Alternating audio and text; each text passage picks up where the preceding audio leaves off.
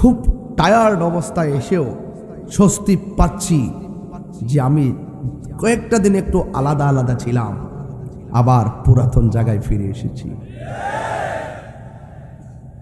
আমার ভাইয়েরা,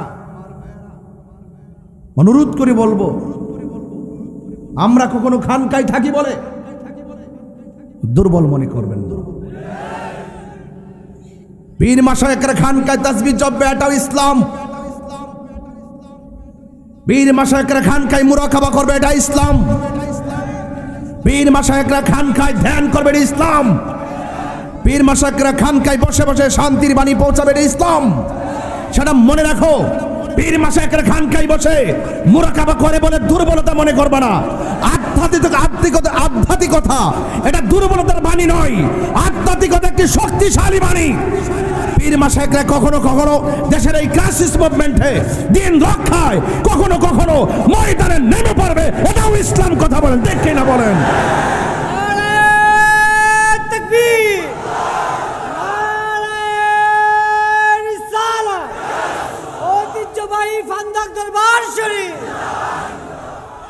উদউ ইলা সাবিলি রাব্বিকা বিল হিকমাহ ওয়াল মাউইজাতিল হাসানাহ। আমার যুবক ভাইয়েরা, মানুষকে দ্বীনের পথে ডাকতে হবে হিকমতের মাধ্যমে, সুন্দর কথার মাধ্যমে।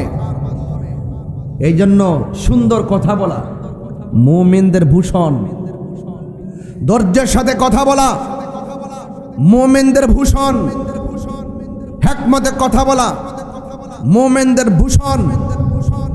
তার মানে এই নয় যে বাতিলের সঙ্গে আপোষ করব, ঠিক না বেঠিক?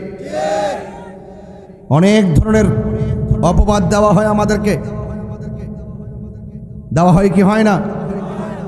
আমরা আমার পূর্বে বলেছেন যে আমরা একমাত্র একজনকে সেজদা করি। জবান খুলে বলুন তিনি কে? আর দ্বার্থহীন আওয়াজ বলুন তিনি কে? মাজার গিয়ে আমরা জিয়ারত করি, কিন্তু যারা জিয়ারতকে পূজার সঙ্গে তুলনা করে,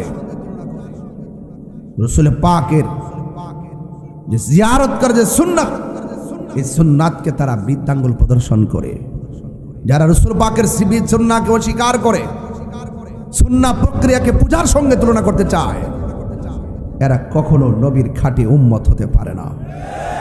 এরা বিভ্রান্তকারী, এরা মানুষের সাথে প্রতারণাকারী, এরা দ্বীনের ইসলাম নিয়ে অপব্যাখ্যা করে, কোরআন সুন্নাহর মন গড়া ব্যাখ্যা করে।